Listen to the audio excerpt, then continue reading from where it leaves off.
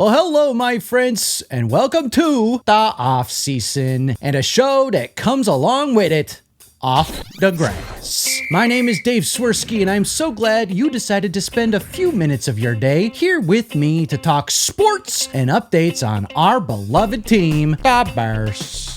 Who, even though we've gone into hibernation for the remaining winter and spring, will still pop open our eyes from time to time to check in on the storylines of note as we prepare ourselves for the 2026 season of Bears football. Now, before we get too far into this, please do make sure that you subscribed and that you've liked this here video. And on that note, I want to thank you all for your continued support. Truly, this past season was year 3 for me, and it was my best one yet, which bodes well for next year, I gotta say.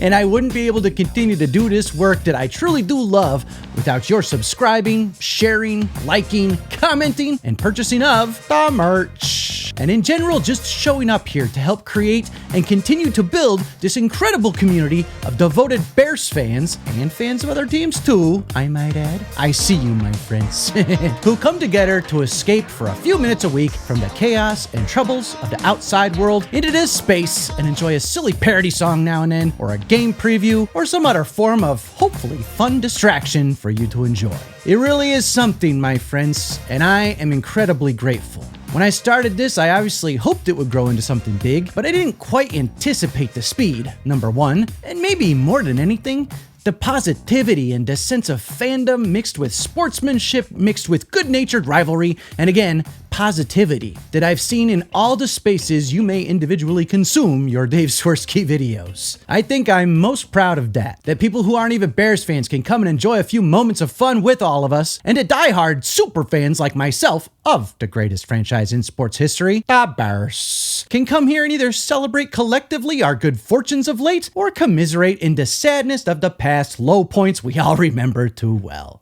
I will keep leading the charge as best as I'm able if you keep showing up eager to enjoy this kind of space together. And again, your continued support means the world to me and has given me purpose I didn't even know that I was seeking when I first sported this here stash and shades.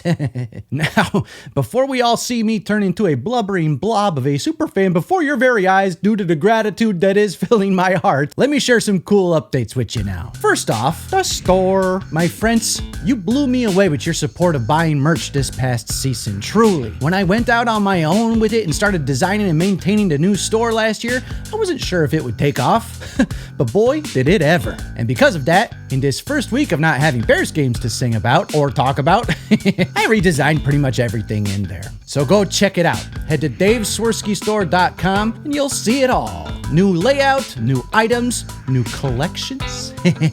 I'm really proud of the items that I've purchased for myself and my family thus far, and I've heard the same from many of you. And again, this is an amazing way for you to help me keep the lights on in here and to continue to do this work that I'm doing. And as promised from the start, I will keep on changing things in there. So if you do see something you like, you should jump on it, because you never know when it will become unavailable, making every item hopefully a little bit of a limited edition run and maybe something special for each season as we get going. Okay, now that that's out of the way, let's talk about sports, shall we? We're gonna hit on our Bears and the magical season that was, along with looking to the offseason at a few pressing issues and storylines. But coming up first this weekend, we have the Super Bowl, and it's Darnold versus May. That's right, coming to Santa Clara, California for Super Bowl 60 are the Patriots and the Seahawks. A repeat of the 2015 Super Bowl that saw Brady top Wilson to claim victory then for New England. So some fun facts about the game. The Patriots are the first team to reach the Super Bowl after losing 13 plus games the previous season. The Patriots are appearing in their 12th Super Bowl, most of any franchise. In fact, no other team has had more than 8 appearances. New England is looking for its 7th Super Bowl win, which would pass the Pittsburgh Steelers for most all time. Patriots offensive coordinator Josh McDaniels can win his 7th ring, potentially surpassing Tom Brady and Bill Belichick in franchise history for him. The Seahawks are in the Super Bowl for the 4th time, with all 3 previous appearances coming since 2006. They are 1-2 all-time in Super Bowls. Drake May at 23 is trying to become the youngest starting quarterback to win a Super Bowl. Sam Darnold on the other side is looking to become the first quarterback to win a Super Bowl after playing for at least 5 different teams. Now, the news is that Drake May has some sort of shoulder injury or discomfort, but sounds like no matter what, unless the arm falls off at the shoulder joint prior to Sunday, he's gonna play. So, we'll see how the game goes. My prediction? Seahawks take this one 34-17. I think the Seahawks defense is just too good and will make Drake May make a mistake or two to tip the scales in Seattle's favor. We shall see.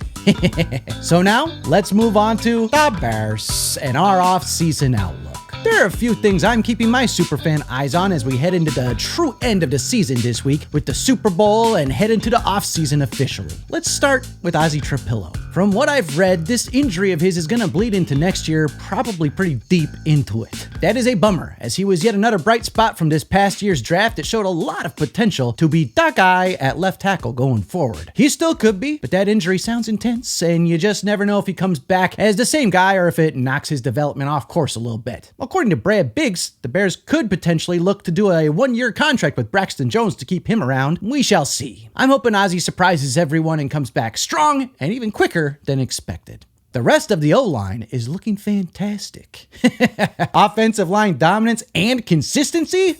What a world, my friends. The Bears. Elsewhere, obviously we have a few home run additions offensively on cheap rookie contracts or early contracts, and that is huge. We got home runs with Caleb and Rome, obviously. Just hoping Rome has a full healthy season next year. But then, rookie-wise, wowza.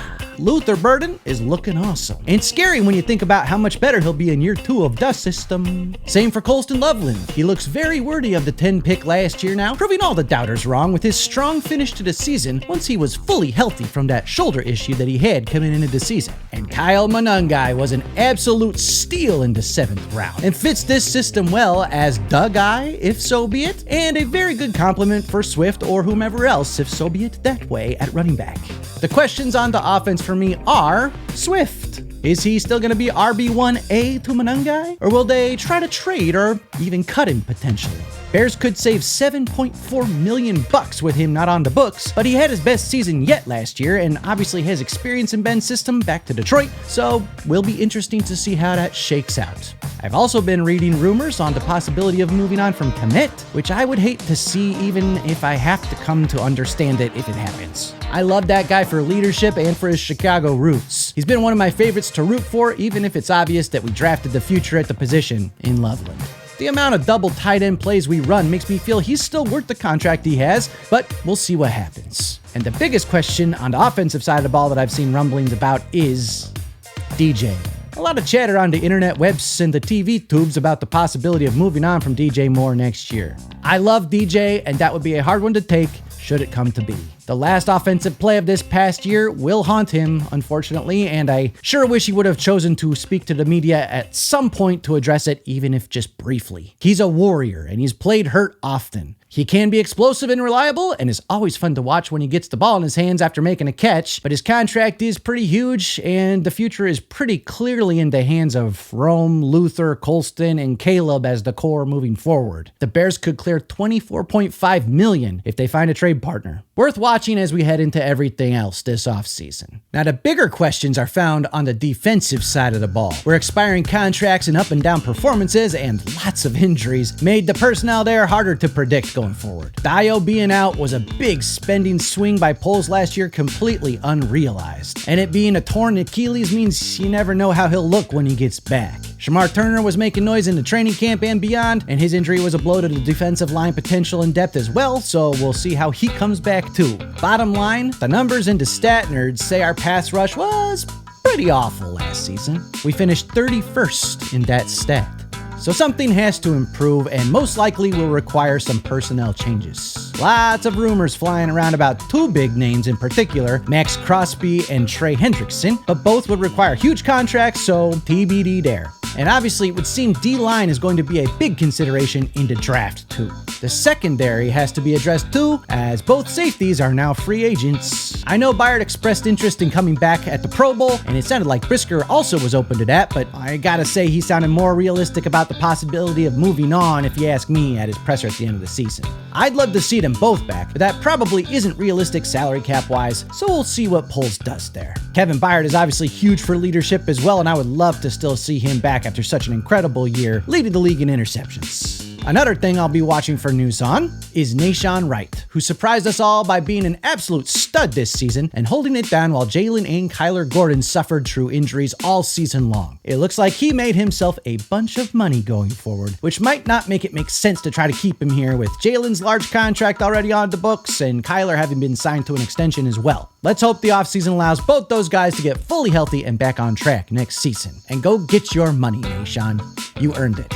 At linebacker, some have said Tremaine Edmonds could be a cap casualty as well, although I don't know about that. Yeah, he's gonna cost $15 million, but he had a great year and was the most consistent guy in the room, with TJ unfortunately being injured a lot last season. And then coaching staff and front office wise, we got some change going on too, but also some stability. We know that we've lost assistant GM Ian Cunningham, who was Poles' right-hand man, but we knew that he was getting groomed for that gig, so congrats to him on getting it in Atlanta.